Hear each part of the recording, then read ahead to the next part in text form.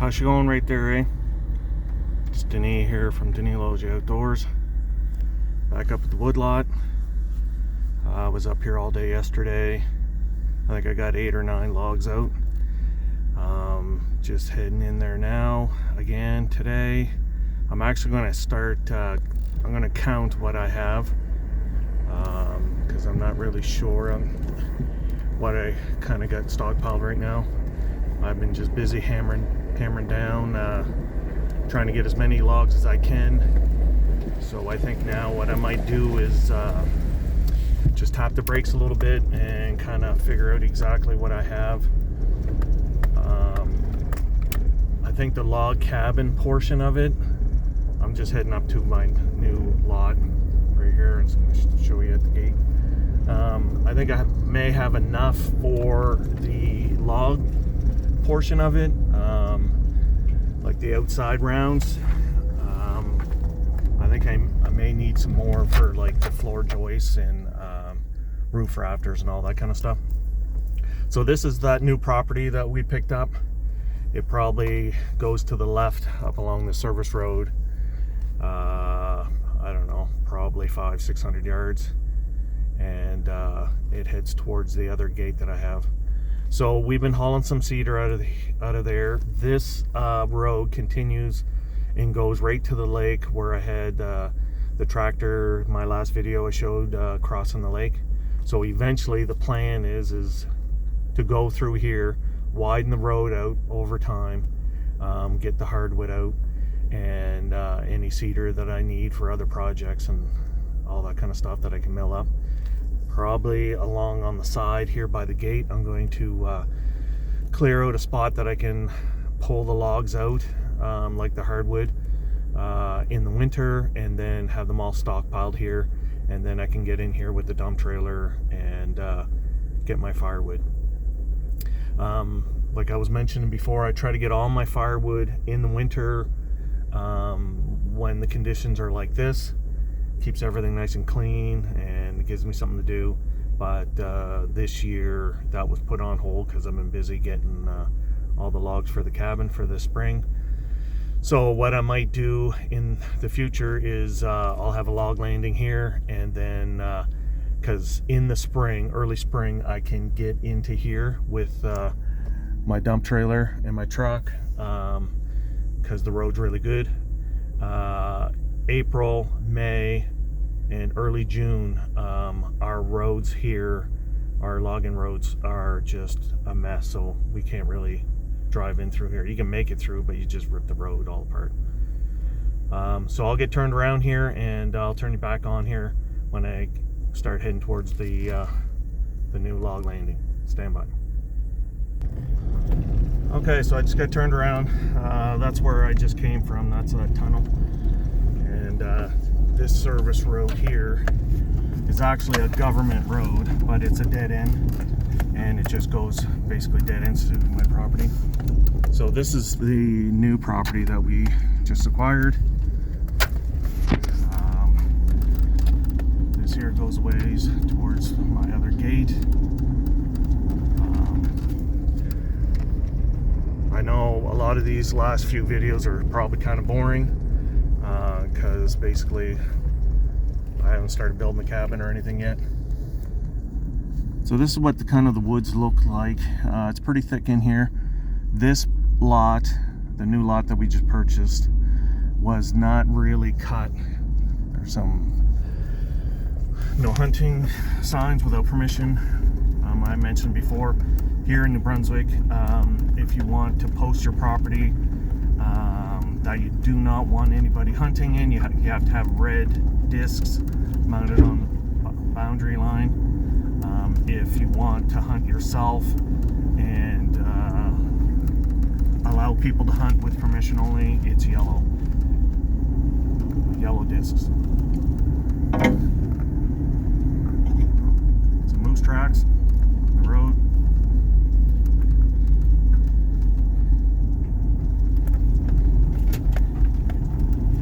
Yeah, so like I was mentioning a while back, another video when I was hauling these logs out, that service road, like I said, just dead ends that way. and I do have some more logs that I could get out of there, but like I said, I wanted to concentrate on hauling the logs across the lake while we still had some good ice, and if I have to, I can get back to that spot if I need them. Okay, here, stand by. I'm going to get out and count these logs, and I might take some measurements. Stand by. Okay, so I just did a quick little count. I think there's probably 20 logs right in here. Some of them are pretty good size. That one in there, I just measured that. That one I think was 19 inches. This one here is 16 at the butt. That big one there, it's got a bad heart in it. It's all rotten. That's just the butt off of a log that I cut off. I thought I'd save that for something. I don't know if I can mill it up and do something with it. I thought while I'm here, I might as well haul it out of the woods. I measured that. That was 24 inches at the butt. So that's a pretty good size log. Like I was saying, for the cabin portion of it, all the rounds, I figured I need probably 44. And obviously the bigger ones will be at the bottom, and then start working my way up to the top. I'm hoping like 18 inches at the very bottom for the first 4 or 5 rounds, and then gradually get smaller and smaller to hopefully a minimum of about 10 inches in diameter. These are all about 20 feet long. Obviously this one's got a good little crook in it, so probably cut about 4 feet off of that. You know, when you're cutting them down and pulling them out, it's easier to pull them in one piece instead of making a couple of trips. So what I'll do is I'll get them to the mill and then lop them off at whatever close to the finish length. The cabin's going to be 18 by 14 feet in logs, and then in the future I'm going to attach a timber frame section onto that, onto one side, and then on the opposite side of that there'll be a deck, overhanging deck, towards the lake. Anyhow, I'm going to head in to the other spot, get my tractor, and then I think at the other log landing I probably have at least double the amount of logs here. So like I said, I'm going to need 44 rounds, and I believe 36 roof rafters and floor joists, and they're going to be medium sized logs, cedar, kind of something like that. So like I was mentioning before, this main part, the butts of all of these logs of the trees are going to be the log portion, and the tops I'm going to use those for the floor joists and the roof rafters. All right, I'm going to head in and stand by.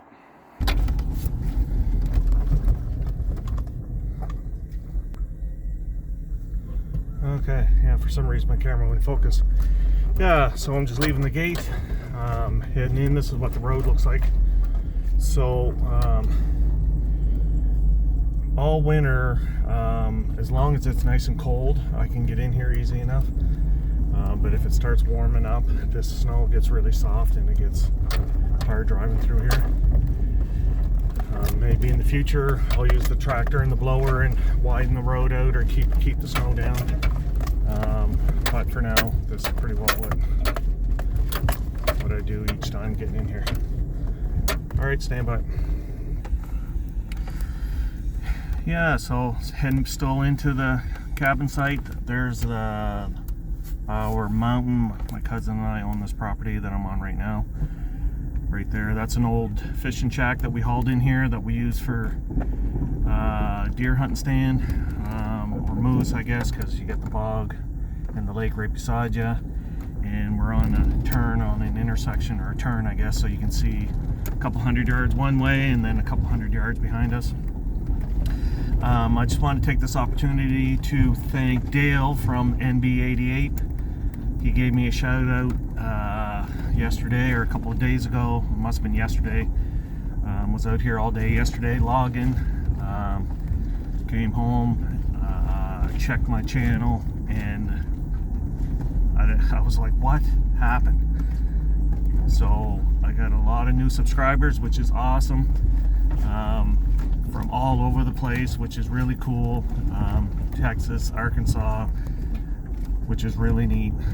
We're just here in a small place in St. John, New Brunswick, Canada, and I think it's really cool being able to talk and get comments from people from different areas. Awesome. So thanks, Dale. I appreciate it. I've been watching Dale for quite a while now. He's got a real good channel. Eventually, right over there, there's that little flat spot. That's where the cabin's going to be, right there. Eventually, I want to kind of do the same type of format. I like what Dale does. Little cabin projects. Then at the end of the day, sit back, have a beer, have a little cookout, cook a little meal on your channel. That's kind of the format that I kind of want to follow. But I guess I got to get the cabin built first. I know this has been a long haul. Like I explained to people before, this is raw land. Like that road that I put to get into the cabin site took me almost a year to put that in. You know, I wasn't doing it every day, but just on my spare time, and it's not like I have a really big machine. And it was my first time doing that kind of work, and it took me a while, but I'm glad I did it. So thanks a lot, Dale. I appreciate it. Stand by. Okay, so I'm back. This is at the other log landing I have. I just drove in from that away. There's my gate. That is the corduroy road that I built. Because basically you can see there's water there and there's water right there. This is a big kind of a swampy, really marshy area. So I had to build a corduroy road to get in here, which I did some videos at the starting of my channel. I watched and got some info from the boss of the swamp. There wasn't really that much information on how to build them, but I kind of followed what he did, and there were some military videos, and it actually worked out really good. What I would do is cut a bunch of trees down, and all the limbs, I would use those and lay that down first, and that would act like a geo filter fabric, and would stop the native soil from migrating, or the new soil that I put in from migrating into the native soil, and acted like a barrier. Then I laid the logs on top of that, then put some gravel and dirt on top of that. It would work its way down through in between the logs, and then I just kept backfilling it, and it worked out really well. And over time, I'll actually start putting more gravel in the next few years. That's why I have that gravel pit up there. I'll show you that in a sec. But yeah, so I just went through here and counted. I think I counted probably like 29 that I can see that are half decent size for the cabin portion of it. So that's right now, so that's about 49 logs. So that's pretty well enough to do the base part of the whole log cabin portion, which is great. So what I'll think I'll do now is I'm going to concentrate on getting more like medium size logs. Kind of like this one here, this long one. I kept this extra long if I wanted to use it as a pole or something. I'm not sure yet. And like I said, I'm going to need some extras to build the kitchen, and I'm not going to worry about the veranda or anything like that yet this year. I'll worry about that next year. And there's a black spruce. So there's some half decent size and straight black spruce. So I'm going to haul those out right now too while I'm at it this winter. So yeah, so that should work out pretty good. And like I was saying too, a lot of these logs are a little crooked. But like I said, I wanted to get them as big as possible. I think that log there is probably 20 inches at the butt, which is a pretty good size. Yeah, so that worked out all right. It's starting to get a little tight in here in this log landing. I think I'm going to cut that tree down right there. The medium size roof rafters / floor joists, which I was saying I've been piling in the front. I'm going to start running out of room here soon, so where I have that long pole at the end, I think I'm going to start stockpiling them back there, because I really don't need them, they're going to be in the way. So my plan is to start milling these logs first and get them ready, get them stacked up, piled up. I have to number them almost wiped out there. Paul from the Bearded Carpenter. I'm kind of following what he's doing.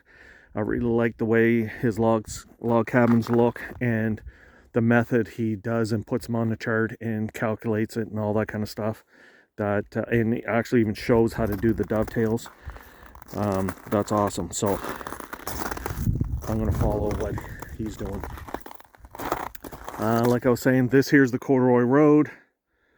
It's probably a section of about 200 yards that is all basically on logs, because like I said, that's basically just water. There's a culvert there, and up there, that's my gravel pit that I'm going to continue developing.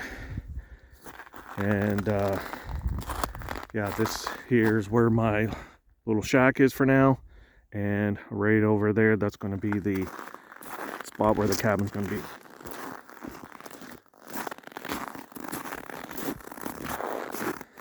I don't want to drag this out much more.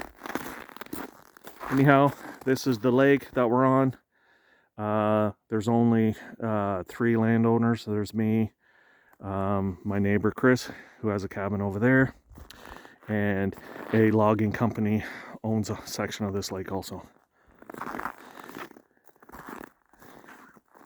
Yeah, that's where I just drove in, and that's where my truck's parked.